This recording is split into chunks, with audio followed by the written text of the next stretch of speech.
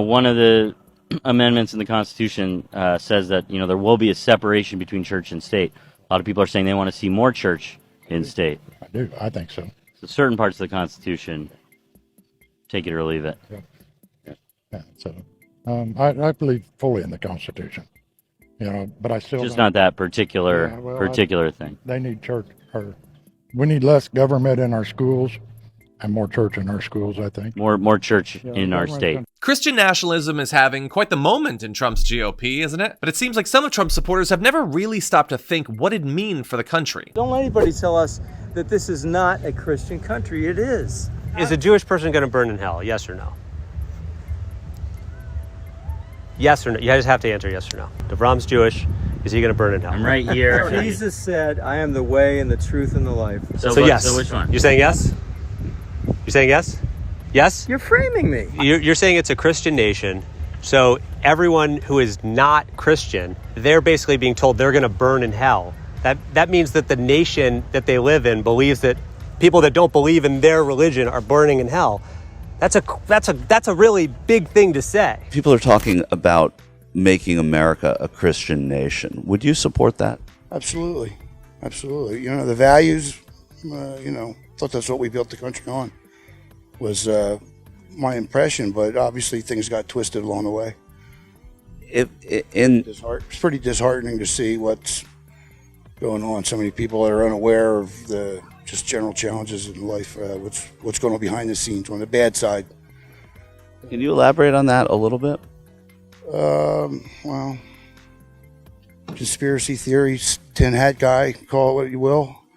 I've been in the rabbit hole deep in all directions, and over the last couple of years, I've been awake for a long time. Excuse me, but deep in the rabbit hole, verifying incidentals, looking at videos, checking backgrounds, doing homework. You have to vet everything, and I was never a real church kind of guy, but in the last couple of years, I've gotten real spiritual.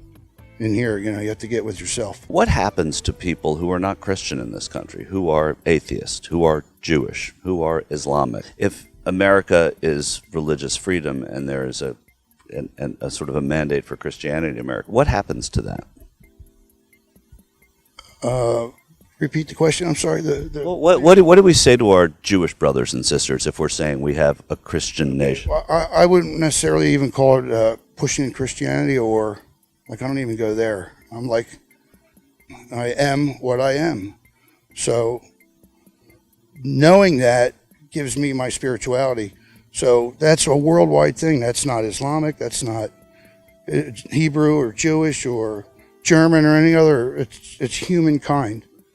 In my book, that's kind of how things sort of seem to work, if you're paying attention. The usual MAGA suspects keep talking about the mythical persecution of Christians in America while advocating for the very real discrimination of people who don't pray the way they do. If there really is this separation of church and state like they believe it means, well, then what is Ilhan doing with her hijab on? I mean, why is she able to go in there with that? I mean, why aren't they shouting that from the rooftops, separation of church and state? And this threat to democracy has made its way to Congress. I mean, my colleague, Representative Marjorie Taylor Greene, has said, quote, Christian nationalism is actually a good thing. It is an identity that Republicans need to embrace, and I am being attacked by the godless left because I said I am a proud Christian nationalist, end quote. My colleague, Representative Lowen Boebert, said, quote, the church is supposed to direct the government. The government is not supposed to direct the church. I'm tired of this separation of church and state junk, end quote. Junk being the Constitution and Bill of Rights. The Bible itself in 2 Corinthians actually warns us against this. Paul warned against this. He warned us against people who would preach of a Christ that differs from the true Christ that we learn about in the Bible. That's exactly what Christian nationalism is doing. I condemn religious extremism everywhere, globally and domestically, and we have to recognize the threat it poses to our most sacred freedoms and root it out everywhere. And I think it's incumbent, especially upon us as Christians, and me as a Christian, to be at the forefront of the fight to ensure that white nationalism and Christian nationalism doesn't see the light of day. Thank you, and I yield back. White Christian nationalism fuses Christianity with a rigid view of civic life, a view that true Americans are white, native-born, and conservative. On January 6th, it was the connective tissue that tied disparate groups together and propelled them to action.